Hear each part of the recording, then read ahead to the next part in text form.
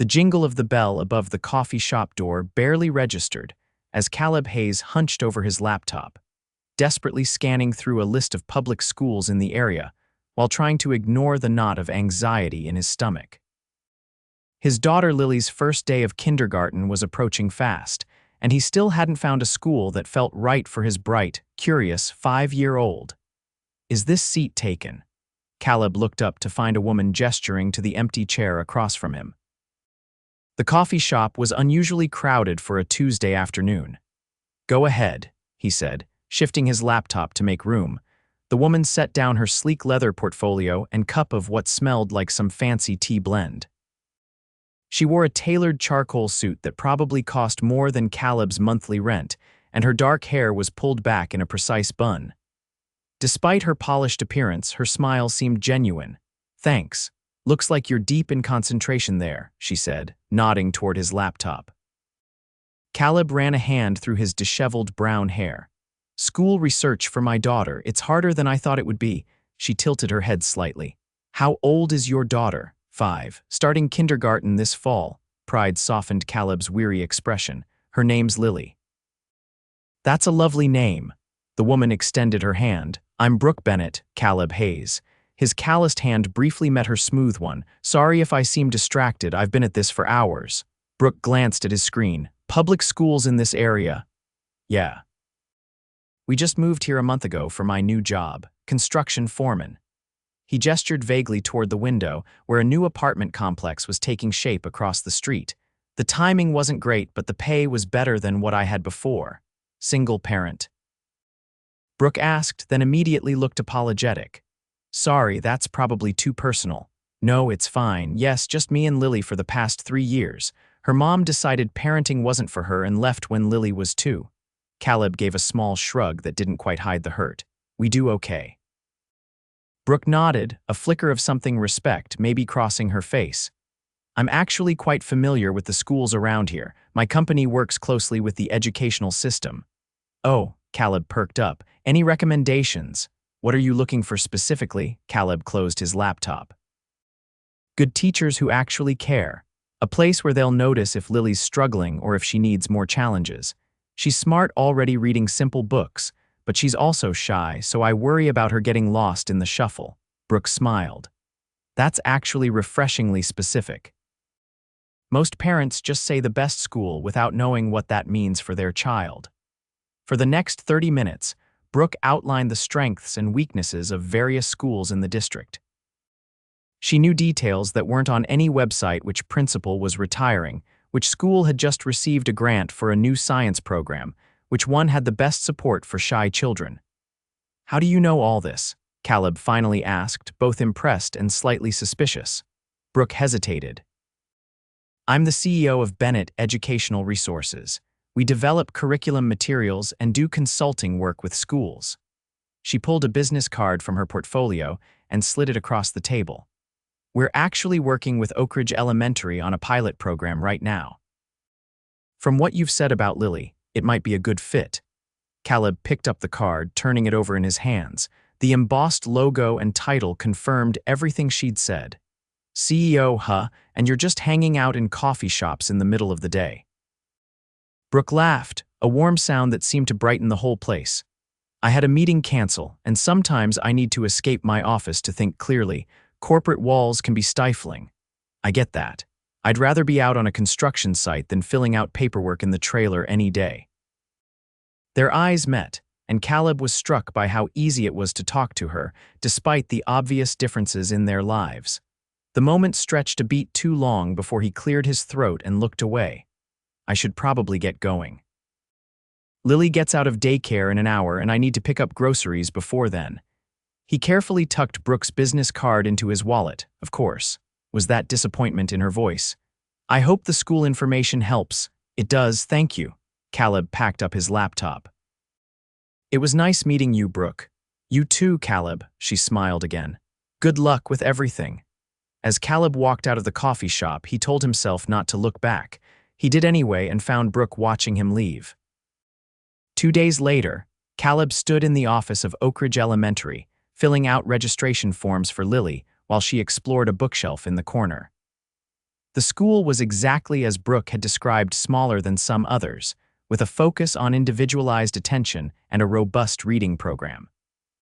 The principal had been warm and had spoken directly to Lily, not just to Caleb, which he appreciated. "Mr. Hayes." The secretary handed him another form. "We need your emergency contacts too," Caleb grimaced. Moving to a new city meant his usual emergency contacts, his former neighbors, were now 3 hours away.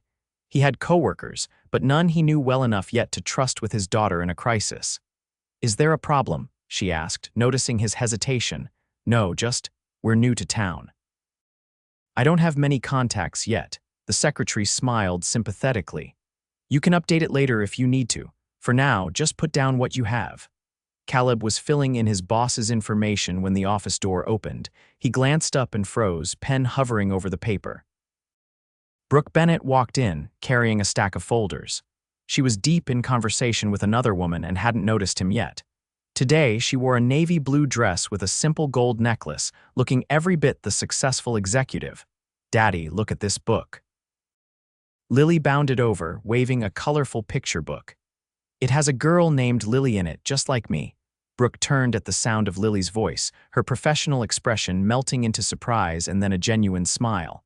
"Caleb, you decided on Oak Ridge." "I took your advice," he said, feeling oddly pleased to see her again. "This is Lily." Lily looked up at Brooke with curious eyes. At 5, she was a miniature version of Caleb, with the same warm brown eyes and expressive eyebrows, though her hair was a shade lighter. "Hello, Lily," Brooke said, crouching down to the little girl's level. "I'm Brooke. I'm helping your school with some special projects. Is that book about a girl with your name?" Lily nodded enthusiastically. "She has a magic garden and can talk to butterflies." "That sounds amazing." "I loved books about magic when I was your age." Caleb watched the interaction, surprised at how naturally Brooke spoke to his daughter. Many adults talked down to children or ignored them completely. "Miss Bennett is working with our teachers on a new reading program," the secretary explained to Caleb. "She's here every Tuesday and Thursday this semester." Caleb raised an eyebrow at Brooke as she stood back up. "So I'll be seeing you around then. Looks that way." A faint blush colored her cheeks. "I'm glad you liked what you saw here. So far, so good." He finished the forms and handed them back to the secretary. "We should get going, Lily Bug. Remember we promised to get your new school shoes today. Can I bring the book?" "We have to leave that one here, but we can check out the bookstore after we get your shoes," Caleb promised. Lily reluctantly returned the book to the shelf. "Bye, Miss Brooke." "Bye, Lily. I bet I'll see you when school starts." As they left the office, Caleb felt Brooke's eyes on them. He wondered if she was thinking, as he was, that their coffee shop meeting might not have been entirely coincidental after all. Over the next few weeks, Caleb found himself looking forward to Tuesdays and Thursdays when he dropped Lily off at school. Brooke was often there, speaking with teachers or observing classrooms, and they'd exchange friendly greetings that gradually grew longer each time. One Thursday morning, in early October, Caleb arrived at school with Lily to find the hallway bustling with activity. Parents were setting up displays and hanging decorations. "Career day," another parent explained when Caleb looked confused. "Didn't you get the email? Parents come in to talk about their jobs." Caleb checked his phone and found the email, sent a week ago, buried under work notifications. "Must have missed it." Lily looked up at him with hopeful eyes. "Can you stay, Daddy? Jimmy's dad is a firefighter and Zoe's mom is a doctor. You can show everyone how you build things." Caleb hesitated. He had a project meeting at 9, but the pleading look on Lily's face was impossible to resist. "Let me make a quick call, okay?" 10 minutes later, with his meeting rescheduled, Caleb found himself in Lily's classroom with a hastily assembled display of blueprint drawings and a few small tools he kept in his truck. He felt decidedly out of place among the more prepared parents with their professional displays and presentations. "This is a surprise." Brooke appeared beside him as he awkwardly arranged his items on a desk. "Last-minute decision. I missed the memo." Caleb ran a hand through his hair. "I feel a bit unprepared compared to the doctor with the actual stethoscope and the chef who brought food samples. But you're here, and that's what matters to Lily." Brooke nodded toward where Lily was proudly telling her friends that her dad was going to talk to the class. Besides, kids love construction. You get to build things and operate heavy machinery. That's way cooler than most office jobs, Caleb chuckled. Including being a CEO, especially that. I shuffle papers and go to meetings, you create actual buildings. There was something refreshingly honest about Brooke that continued to surprise Caleb. Despite her obvious wealth and status, she never made him feel less than. When it was Caleb's turn to present, he pulled out a set of blueprints and explained how a building goes from an idea to reality. The children were fascinated by the drawings and the small models he'd quickly constructed from materials in his truck. Lily beamed with pride throughout his entire presentation. And sometimes, Caleb finished, when a building is complete, we put our handprints in the wet cement as a kind of signature that lasts forever. A little boy raised his hand. Can we make handprints too? Caleb glanced at the teacher, who nodded with a smile. He pulled out a small container of quick-setting plaster he used for demonstrations. We can make a class project together. The children lined up excitedly to press their hands into the plaster. Lily went first, and Caleb helped each child after her. When they finished, they had created a monument of tiny handprints. That was brilliant, Brooke said afterward as parents were packing up. You're a natural with them. Caleb felt a flush of pride. Thanks. Not as polished as your presentation about educational publishing, but they seemed to enjoy it. They loved it, and so did Lily. Brooke's expression softened as she watched Lily showing off the plaster handprints to her friends. She's lucky to have you. I'm the lucky one. Caleb's voice grew quieter. After her mom left, I was terrified I wouldn't be enough on my own, but Lily and we figured it out together. Brooke's eyes met his and something unspoken passed between them. That takes courage, Caleb. The classroom was nearly empty now, the other parents having left for work. Caleb knew he should go too, but he found himself reluctant to end the conversation. Would you like to grab coffee sometime? He blurted out, surprising himself. Not a parent-educator meeting or running into each other at school, just coffee. Brooke's eyes widened slightly, and for a second, Caleb feared he'd misread the situation entirely. Then a smile spread across her face. I'd like that very much. The following Saturday, Caleb met Brooke at the same coffee shop where they'd first encountered each other. He arrived early, nervously checking his reflection in his phone screen. He'd swapped his usual work clothes for a clean button-down shirt and his least-worn jeans. When Brooke walked in, she looked different, too, more relaxed in dark jeans and a soft blue sweater, her hair loose around her shoulders. No Lily today, she asked as she joined him at the table. She's having a playdate with a new friend from class. First time she's been excited about spending time at someone else's house since we moved here. That's wonderful. Transitions can be hard at her age. Brooke accepted the cup of tea he'd already ordered for her. You remembered.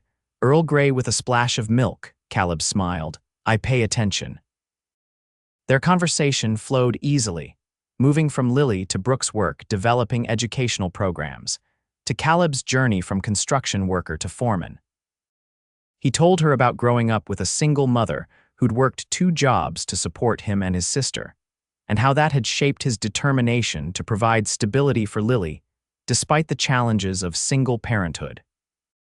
Brooke shared stories of building her company from a small consulting firm to a respected educational resource provider. My parents wanted me to become a lawyer like my father, she explained. They were disappointed when I majored in education instead. Are they still disappointed? Caleb asked. They came around when the business took off. Brooke stirred her tea thoughtfully.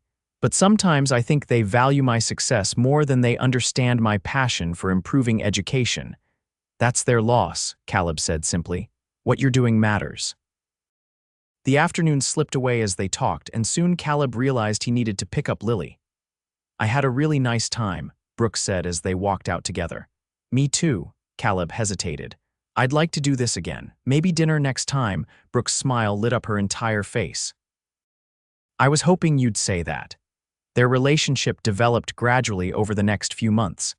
Dinner dates led to weekend outings, sometimes with Lily, and sometimes just the 2 of them when Lily was at a friend's house.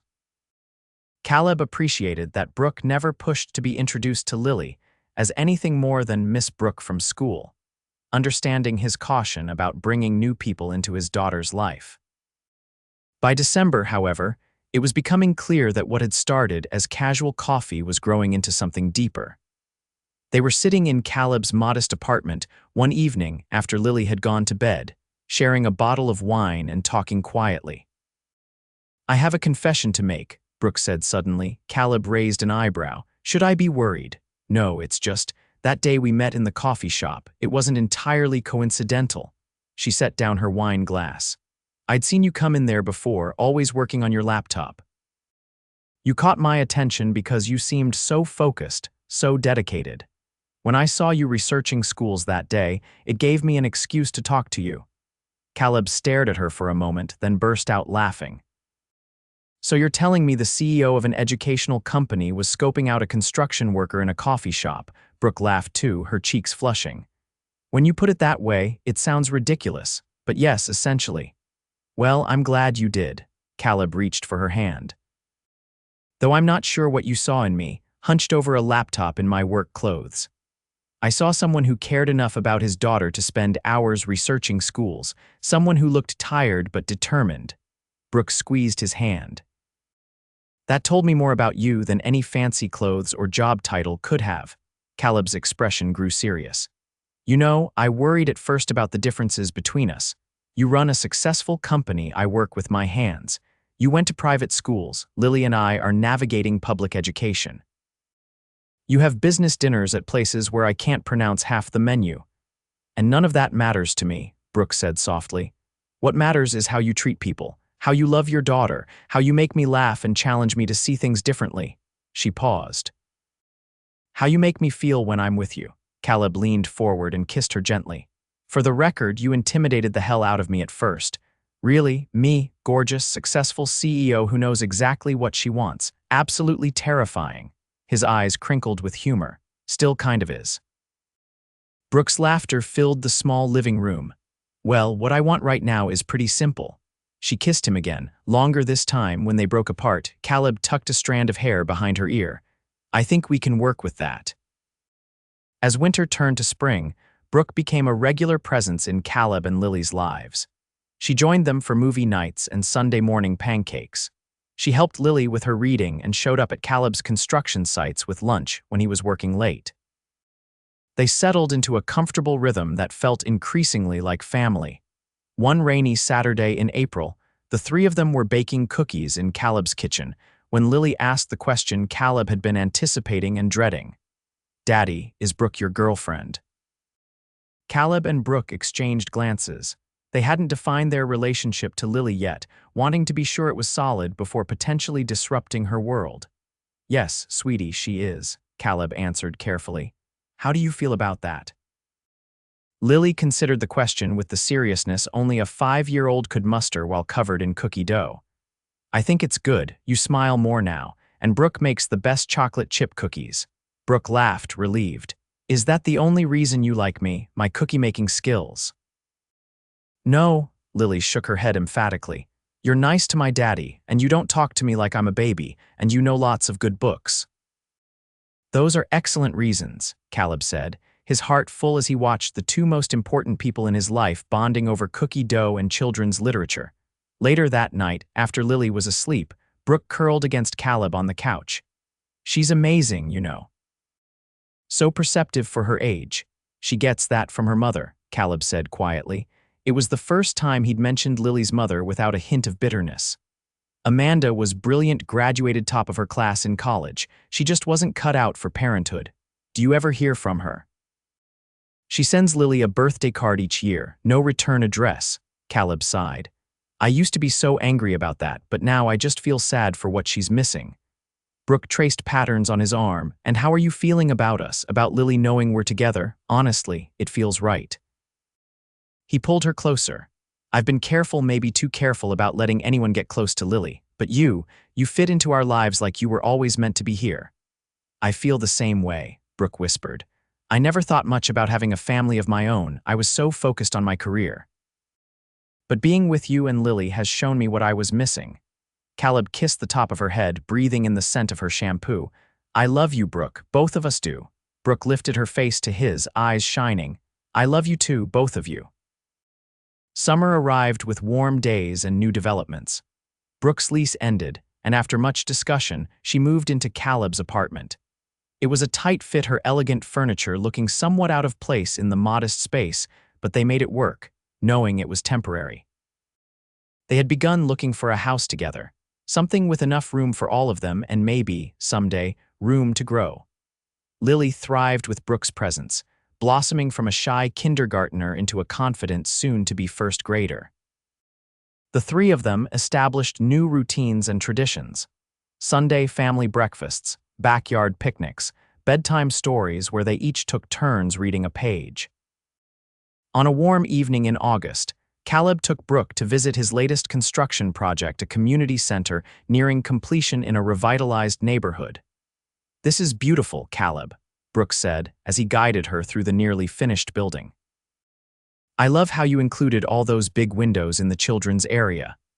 I wanted natural light for the reading nooks," he explained.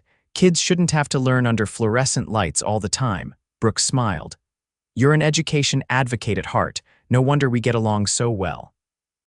Caleb led her to a freshly poured concrete patio at the back of the building. "This was just completed today," he said, an unusual nervousness in his voice. Brooke looked down and gasped. There in the concrete were 3 handprints, one large, one medium, and one small with their names inscribed beneath. Caleb, Brooke, Lily. "Remember what I said about handprints being a signature that lasts forever?" Caleb took both her hands in his. "I want forever with you, Brooke. You've changed our lives in ways I never imagined possible. Lily adores you. I love you more than I thought I could love anyone again." He reached into his pocket and pulled out a small velvet box. Inside was a ring with a simple solitaire diamond. "It's not as extravagant as what you might be used to," he said apologetically. "It's perfect," Brooke whispered, tears forming in her eyes. "Absolutely perfect. Brooke Bennett, will you marry me? Will you be part of our forever?" "Yes," she answered without hesitation. 1,000 times yes." As Caleb slipped the ring onto her finger, a small voice called out, "Did she say yes, Daddy?" They turned to see Lily peering around the doorway, bouncing on her toes in excitement. Caleb's boss, Tom, stood behind her with a grin on his face. "She said yes, Lily Bug," Caleb confirmed as Lily ran toward them. "We're going to be a real family." Lily threw her arms around both of them. "We already are," Brooke said, kneeling down to Lily's level. "The ring just makes it official." That night, as they celebrated with pizza and ice cream at Lily's insistence, Caleb marveled at the journey that had brought them here. From a chance meeting in a coffee shop to building a life together, it was more than he had ever dared to hope for after the pain of his first marriage. "What are you thinking about?" Brooke asked, noticing his contemplative expression. "Just how lucky I am," Caleb replied. "A year ago, I was a single dad worried about finding a good school for my daughter. Now I'm engaged to the most amazing woman I've ever met, and we're building a family together." "I'm the lucky one," Brooke countered. "I found the 2 people who make all my success meaningful." They were married the following spring, in a small ceremony with Lily serving as the flower girl and ring bearer combined. The wedding took place in the garden of the house. They had purchased together a comfortable 4-bedroom with a big backyard where Lily could play and Brooke could plant the flower garden she'd always wanted. 2 years later, their family grew with the arrival of twin boys, Ethan and Noah. Lily, now 8, took her role as big sister seriously, reading to her brothers every night and helping them learn to walk. Caleb continued to advance in his construction career, eventually starting his own small contracting company that specialized in educational and community buildings. Brooke expanded her educational consulting firm to include programs for underserved communities, using Caleb's expertise to create better learning environments. On the twins' 3rd birthday, as they watched their children playing in the backyard, Caleb pulled Brooke close. "Do you ever think about that day in the coffee shop?" he asked. "How different our lives might have been if you hadn't sat at my table." "Sometimes," Brooke admitted. "But then I look at our family and I can't imagine any other path." It feels like we were always meant to find each other, a CEO and a construction foreman creating something neither of us could have built alone. A family, Caleb said softly. The best kind of construction project, Brooke agreed with a smile. Built with love, designed to last forever. As the sun set over their home, casting golden light across the yard where their children played, Caleb and Brooke stood hand in hand. Their fingers intertwined just as their lives had become two different paths merged into one shared journey, stronger and more beautiful than either could have imagined alone.